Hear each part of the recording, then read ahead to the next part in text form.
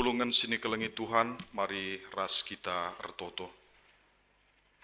Tuhan Bapa kami sini surga, Tuhan si memperdiateken kerina dampar kegeluhan kami. La pernah tading kendu kami si sada ibas kerina perbeben kegeluhan kami. Kam tetap hadir mereken gegeh ras kekuatan si baru man kami. Bagi be Tuhan te kami maka katandu si badia be. Jadi gegeh si tuhu-tuhu man kami, ngalaken kerina perbeben kegeluhan kami, seglah la kami talu, tapi kami menang erkiteken reh paguh nalalap kini teken kami. Ibas gelar Yesus Kristus kami mindo man bandu. Amin. Kata di bata man bantai baswari minggu enda, ibuat ibas Mazmur 31 ayat 10:5 se-10 siwah. Bagenda kata di bata, tapi kam kap pengarapenku, o Tuhan, kam kap di batangku, kidekah umur geluhku, aku tetap ibas tandu, pulahi aku ibas imbang-imbangku nari, ibas kalak si ngayak-ngayak aku, perdiateken min aku suruh-suruh hendu, erkiteken kini ulindu, erkiteken keleng atendu, kelini min aku. Erlebuh aku man bandu, o Tuhan, ola pediat aku kemalun, bahanlah maka juru mekalak jahat, alulanai ngerana, lawes ia kubas doni kematen. Sompel min babah kalak perguak, si megombang dengan megancang ukur, si melasken cakap megombang man kalak bujur. Mejuah-juah man banta kerina. Salom. Senina rasturang ibas keleng ate Tuhan ta Yesus Kristus. Martin Luther pernah mengalami pergumulan yang tidak sederhana di dalam mengucapkan doa Bapa kami. Ia kesulitan mengucapkan kata-kata itu karena hatinya tersandung terhadap kata Bapa. Setiap kali ia mengucapkan Bapa kami yang di sorga, yang terbayang baginya adalah sosok ayahnya, yaitu Hans Luther, muncul kembali di dalam ingatannya. Kenapa? Karena ayah yang ia kenal itu adalah ayah yang keras baginya. Ia meninggalkan jejak ketakutan dan luka batin, sehingga kata Bapa tidak otomatis terasa hangat, tetapi menjadi ancaman secara psikologis. Tanpa disadari, pengalaman masa kecil itu ikut membentuk cara Luther memandang Allah.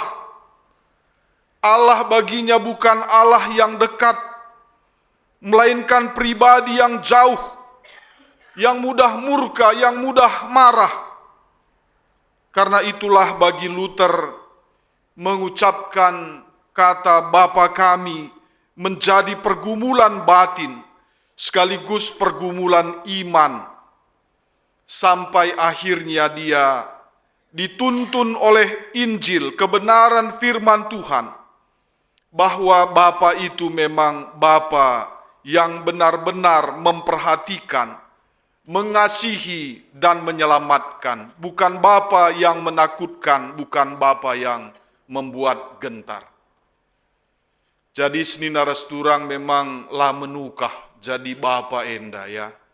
Ertina labolit ateta skala pe enda anak ta terganggu kini terkena erkiteken kita. Ateta min bahwa kita baci jadi usihen kini teken nangdangi anak-anak ta. Segelah na baci min dat kena image Allah arah Bapa sini tandai na ibas rumah nari. Memang bagi kata tandai la menukah. Keras sape kita man anak-anak ta labu kapayo. Lembek sakape kita man anak-anak ta kape lapayo. Maka harus memang bijaksana.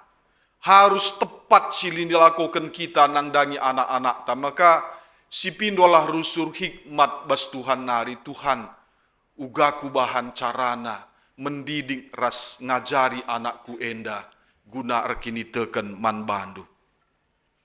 Senina ras turang cara pikir, mindset yang sudah terlanjur terbentuk di dalam hidup kita. Tanpa sadar kita menyimpan ideal ego, yaitu gambaran akan aku seharusnya, aku harus kuat, aku harus benar, aku harus rohani, tidak boleh lemah, tidak boleh jatuh, tidak boleh gagal.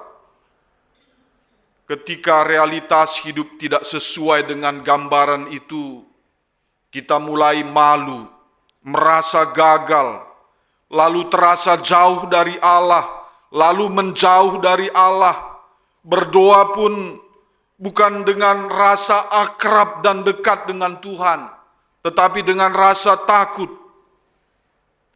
Maka saudara-saudari yang dikasihi Tuhan, Minggu Okuli ini sebenarnya menolong kita untuk keluar dari ideal ego kita, menggembalikan pusat hidup kita kepada Allah yang mencari kita, yang mendekati kita. Tuhan yang memandang kita dengan penuh kasih. Tuhan yang memandang kita dengan penuh pertolongan. Jadi bukan datang untuk menghakimi dan menyalahkan kita, tetapi sebenarnya hendak menolong kita untuk bangkit, untuk terus berjalan di dalam kasih-Nya. Jadi pemazmur tidak menampilkan diri sebagai orang yang ideal tanpa retak.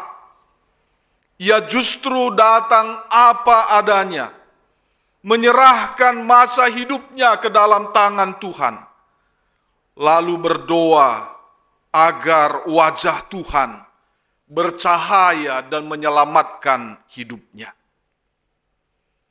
Jadi saudara yang dikasihi Tuhan, di dalam ayat 15 mengajarkan bahwa iman dimulai dengan cara kita memandang Allah adalah Tuhan yang dekat, layak dipercaya, layak dikasihi, dan menjadi pusat kehidupan kita. Selanjutnya ia berkata, masa hidupku ada dalam tangan-Mu.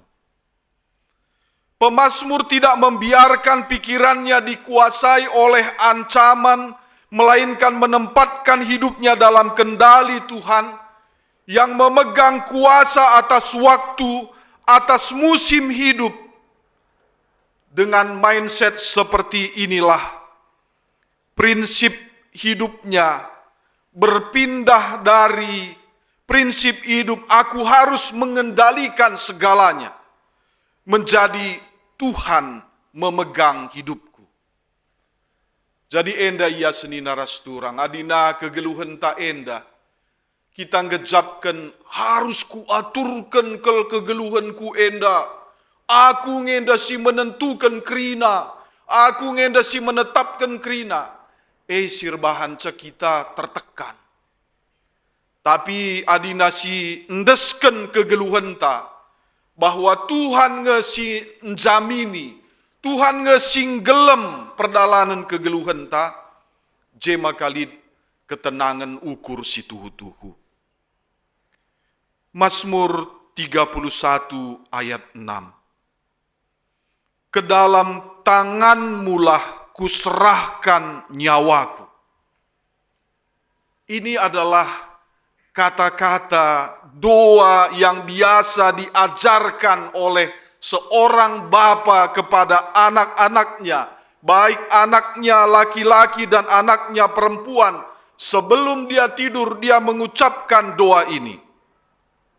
Dan doa ini adalah doa penyerahan diri yang sangat tinggi maknanya. Doa ini mungkin dilengkapi dengan kata-kata, sekarang Tuhan, aku berbaring untuk tidur. Aku berdoa kepada Tuhan agar menjaga jiwaku. Dan jika aku mati sebelum bangun, aku berdoa kepadamu Tuhan, agar mengambil jiwaku. Wah, sebenarnya luar biasa doa ini, ya. Artina uga maka lanai kasih ajari enda nangdangi anak-anak ta. Sope ia medem Tuhan kundesken tendingku kubas tandu. Dikune pe pagi aku lanai keke, kamlah simbaba tendingku kurumahandu. Meluar biasa setuhuna pertoton enda. Artina dahdu bicara pertoton sederhana pe situhuna luar biasa ya. Artina siajari anak ta berkati makanan ini. Kaipe simantotonken berkati makanan ini. Bicara reh pe harimau berkati makanan ini. Bicara reh buaya pe tahni pe berkati makanan ini. Dulu lanai yang biar situhuna. Lanai biar ya situhuna mungkin. Sirhe jadi makanan bagi ya mungkin. Tapi endandai maksudnya bahwa doa yang diajarkan orang Yahudi terhadap orang Israel terhadap anak-anaknya sebelum tidur ini adalah kekuatan dan modal yang luar biasa di dalam kehidupan. Dan kalau kita tahu bahwa Yesus sendiri sebelum dia mati juga berdoa menyerahkan nyawanya kepada Bapanya. Yesus mengutip kata-kata di atas kayu salib, menunjukkan penyerahan diri kepada Bapanya, mempercayakannya kepada Tuhan. Lalu Yesus berseru dengan suara nyaring, "Ya Bapa, ke dalam tanganmu kuserahkan nyawaku." Dan sesudah berkata demikian, ia menyerahkan nyawanya di dalam ketenangan, di dalam kuasa, bukan dalam kekalahan, tetapi di dalam dia menyelesaikan semua misi yang disuruh Bapanya. Dan seruan ini juga, Stefanus juga mengutip Mazmur ini ketika ia menjadi martir. Sedang mereka melemparinya, Stefanus berdoa, katanya, "Ya Tuhan Yesus, terimalah rohku." Sambil berlutut ia berseru dengan suara nyaring, "Tuhan, janganlah tanggungkan dosa ini kepada mereka." Dan dengan perkataan itu meninggallah dia. Jadi kaikak ndu kira-kira kata-kata atas si tepat dikune waktu na kita ngadap ras jumpa ras Tuhane. Ulah kari bagi cerita sedekah karena roti 3 binangah me bagi. Tabrak mobil ia, tandai kalak bahwa ia kini terkena memang berbeda ras kita. Maka reh nina kalak mengucap pak nina. Tak tedis ya sekali nari, kai kak nucap kena. Roti nina. Maka mati. Sebab bas pikiran hanya roti ngan calalap bagi ia. Enda ateta min segelahna pikiran ta berpusat ibas Tuhan. Hidup kita ada di dalam tangan Tuhan. Dan kalaupun kita mati di dalam iman. Mati di dalam percaya kepada Tuhan. Ke dalam tanganmu kuserahkan nyawaku. Di titik inilah sebenarnya kuasa Tuhan terlibat di dalam kehidupan kita. Saat kita hidup ini pun kita sudah menyerahkan nyawa kita, menyerahkan hidup kita ke dalam tangan Tuhan. Bukan hanya kuasa yang dapat mengubah keadaan, tetapi juga kuasa yang meneguhkan batin kita, supaya iman kita tidak runtuh, sebagaimana doa yang disampaikan untuk jemaat. Beram-berareh gegeh nakam ibahan gegeh sirehna ibas kuasa simbelin enari, gelah megenggeng kam ibas kaipe. Enda pertoton persuruhan Tuhan. Rasul Paulus ertoto nangi jemaat Kolose, gelana megegeh, segelana ular runtuh ibas tantangan kegeluhan.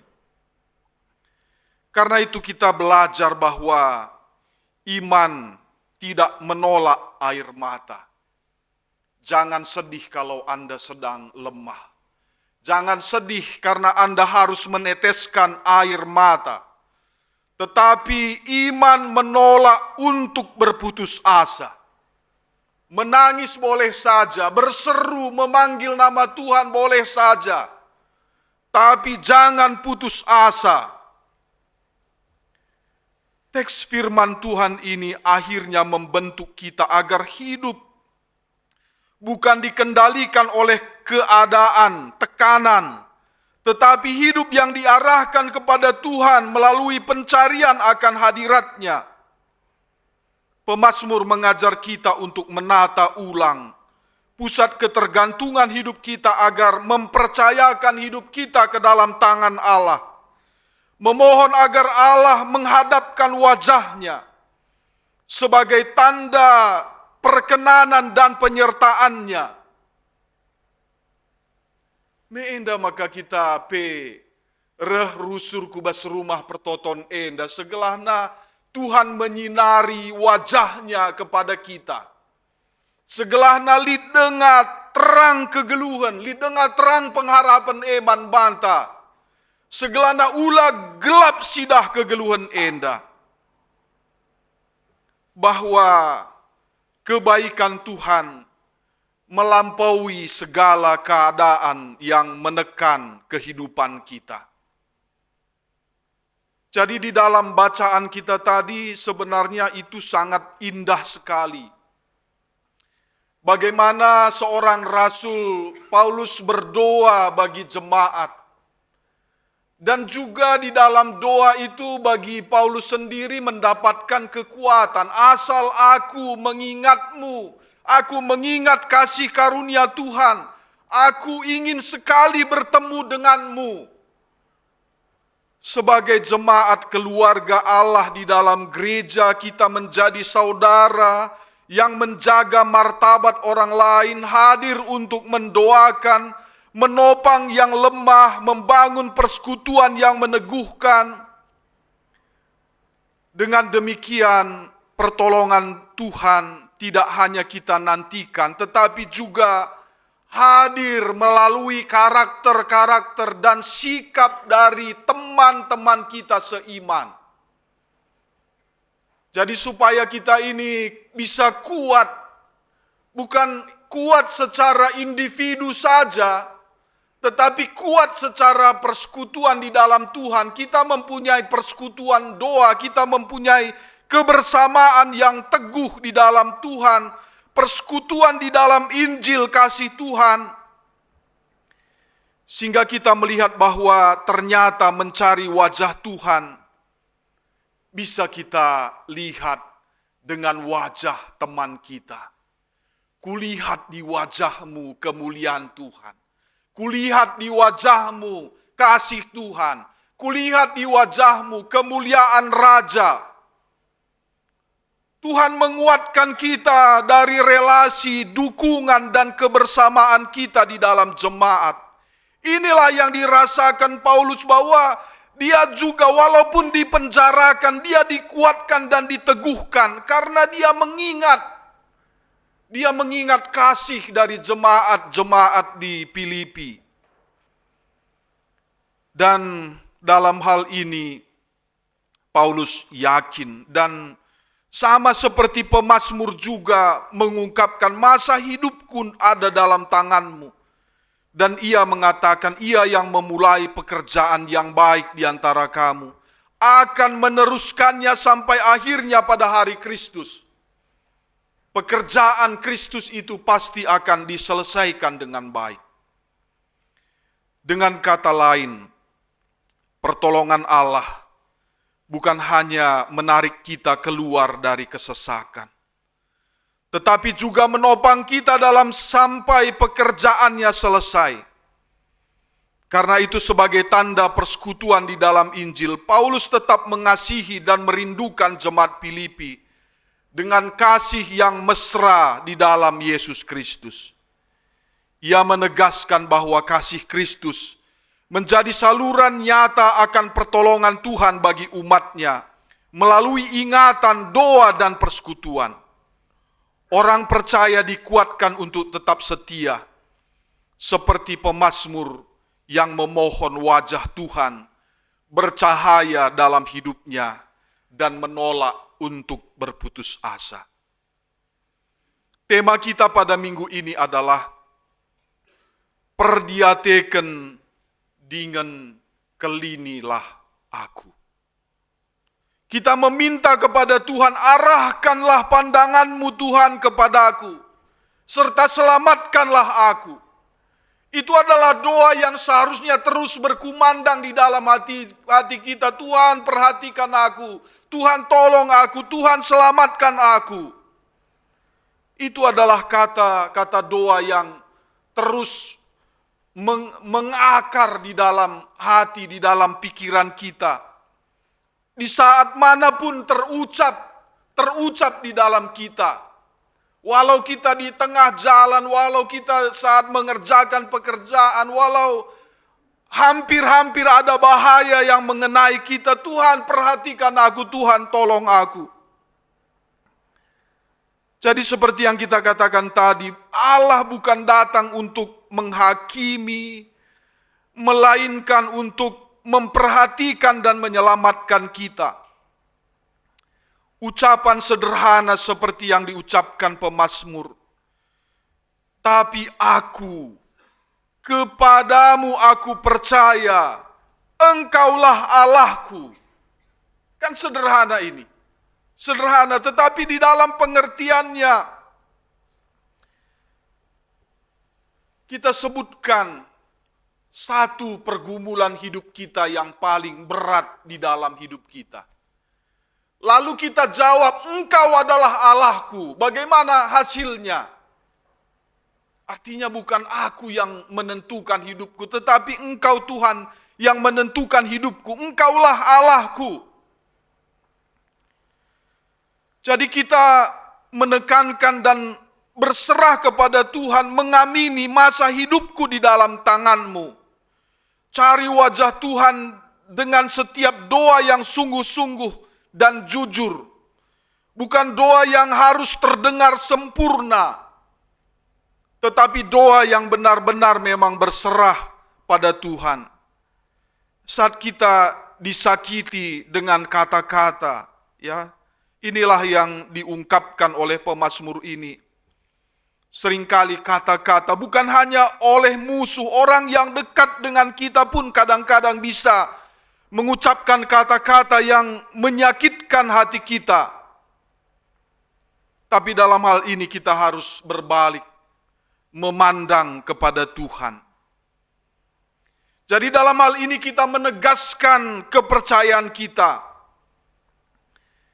Di dalam ayat 14 dan 15, sebab aku mendengar banyak orang berbisik-bisik. Ada kegentaran dari segala pihak. Mereka bersama-sama bermufakat mencelakakan aku. Mereka bermaksud mencabut nyawaku. Tetapi aku, kepadamu aku percaya ya Tuhan. Aku berkata, engkaulah Allahku. Meskipun ia tidak dapat mengubah apa yang dipikirkan orang lain, apa yang dilakukan orang lain, tetapi ia dapat memastikan bahwa ia percaya kepada Tuhan. Tetapi aku percaya kepadamu ya Tuhan, aku berkata engkaulah Allahku. Tidak peduli apapun yang dilakukan, yang dikatakan orang, aku tetap pada pendirianku bahwa engkaulah Allahku. Jadi kita lihat dalam kata-kata tetapi, Anda perlu selalu mengingatkan diri Anda sendiri tentang ungkapan ini. Tanggapanku adalah tanggung jawabku. Apa yang dipikirkan orang, apa yang dibicarakan orang, apa yang disampaikan orang itu bukan tanggung jawab kita. Tetapi bagaimana tanggapan kita akan hal itu adalah tanggung jawab kita. Kita suka bagaimana Daud mengatakan dengan lantang, "Engkau Allah, Allahku." Coba mari kita katakan, "Engkaulah Allahku." Kita bersama-sama mengucapkannya. Engkaulah Allahku. Coba nanti kita ikuti. Setelah saya mengucapkan sebaris kata, responnya, "Engkaulah Allahku," ya. Ketika aku diliputi kecemasan, jawab. Ketika aku merasa sendiri dan hampa, ketika aku melihat masyarakat sekitarku semakin tidak beriman, ketika aku bertanya-tanya apakah keadaan ini tidak akan membaik, ketika aku merasa malu dan bersalah, ketika aku merasa tidak mampu melanjutkan hidupku, bagaimana perasaan kita saat kita membandingkan antara pergumulan hidup dan masalah itu dengan jawaban, "Engkau adalah Allahku"? Jadi Daud selanjutnya menegaskan bahwa Tuhan berdaulat dan mengakui bahwa segala sesuatu yang terjadi padanya disaring oleh Tuhan. Jadi segala sesuatu yang datang menghantam, yang hendak menghancurkan kita itu disaring oleh tangan kasih Tuhan. Dan tidak akan sampai mencelakakan kita. Kita melihat ini dalam Mazmur 31 ayat 16. "Masa hidupku ada dalam tangan-Mu. Lepaskan aku dari tangan musuh-musuhku dan orang-orang yang mengejar aku." Meskipun masa-masa yang kita jalani ini tidak pasti, tidak stabil, tetapi Tuhan itu stabil, Tuhan itu berdaulat, Tuhan itu yang menentukan hidup kita. Dalam kisah yang ditulis seorang penulis, biasanya dia menulis cerita anak-anak, Charles Dickens. Charles Dickens ini menulis buku dengan judul Kisah Dua Kota. Dan dia menuliskan kata-kata ini. Itu adalah masa terbaik. Itu adalah masa terburuk. Ya, jadi satu kota ini adalah masa terbaik. Lalu kota yang lain adalah masa terburuk. Lalu itu adalah zaman kebijaksanaan. Itu adalah zaman kebodohan. Ya, jadi ada satu kota dikuasai oleh kebijaksanaan. Ada kota yang lain dikuasai oleh kebodohan. Lalu itu adalah zaman kepercayaan, itu adalah zaman ketidakpercayaan. Satu kota hidup di dalam percaya, kota yang lain hidup di dalam ketidakpercayaan. Itu adalah musim terang, itu adalah musim gelap. Satu kota gelap, satu kota terang.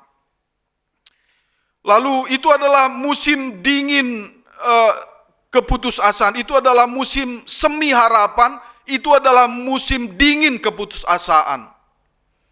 Kita memiliki segala yang kita harapkan, kita tidak memiliki apapun yang kita harapkan.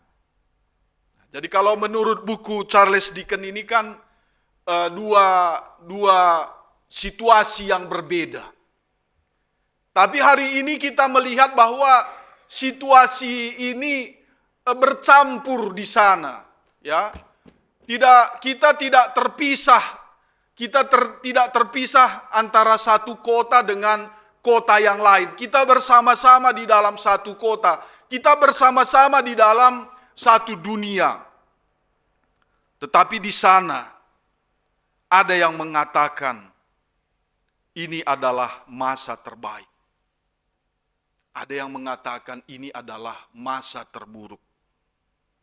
Ada yang mengatakan ini adalah zaman kebijaksanaan.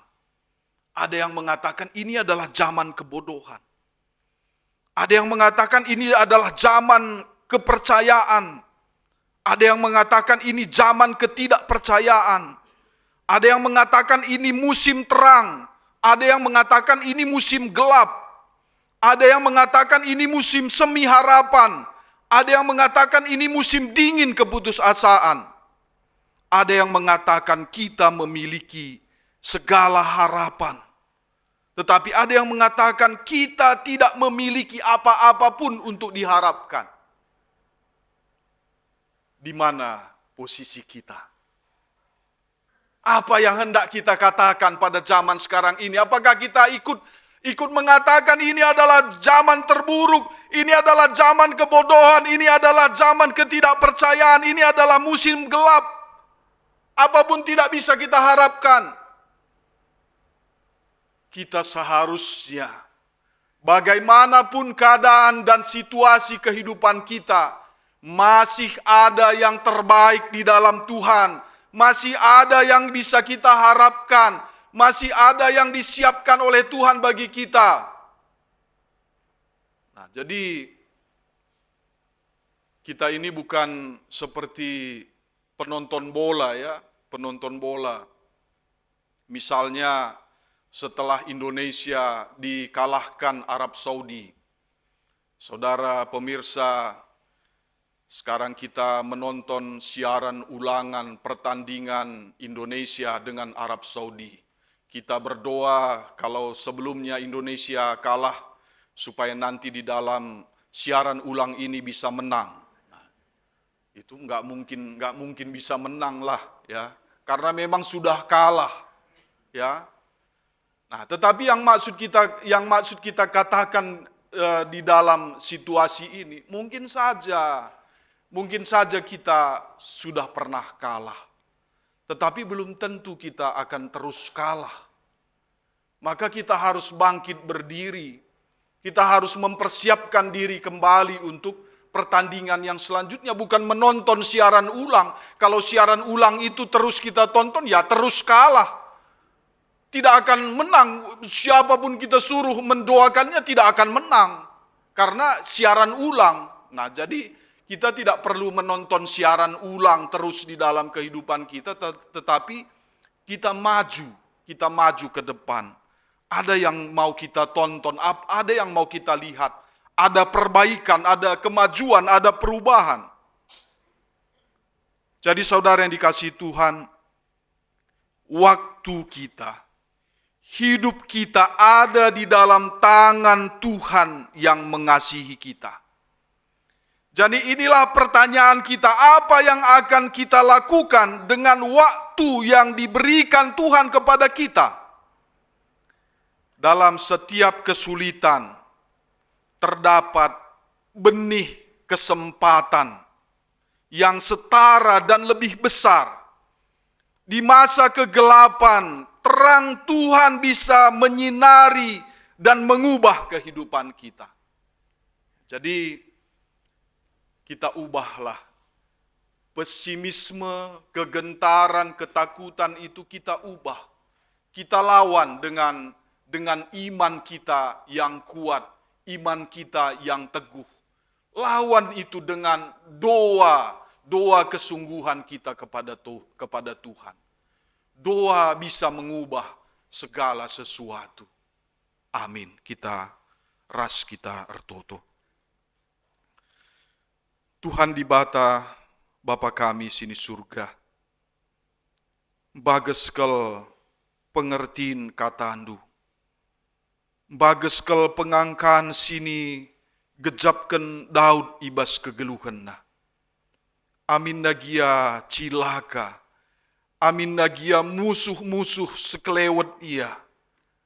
Krinar pala-pala guna menghancurkan, membinasakan ia. Tapi sada pengharapan na, kegeluhan nalit ibas Tuhan. Tuhan si menentukan kerinana. Maka kami jadi palas kegeluhan kami, kubas wari-wari sirkenda. Lah kami berpatokan nangdangi kegagalan-kegagalan, kesalahan, kejatuhan ibas masa singgo lepas, tapi kami berbalik. Kami memandang masa depan. Ibas kami erpenalem man Tuhan. Ibas kami erlebuh mindo penampat man Tuhan. Jeme kunci kegeluhan kami. Amin ugape situasi rasmasana. Lid denga pengharapan kami ibas Tuhan. Endam pertoton kami Tuhan reh kami bas gelar Yesus Tuhan kami. Amin.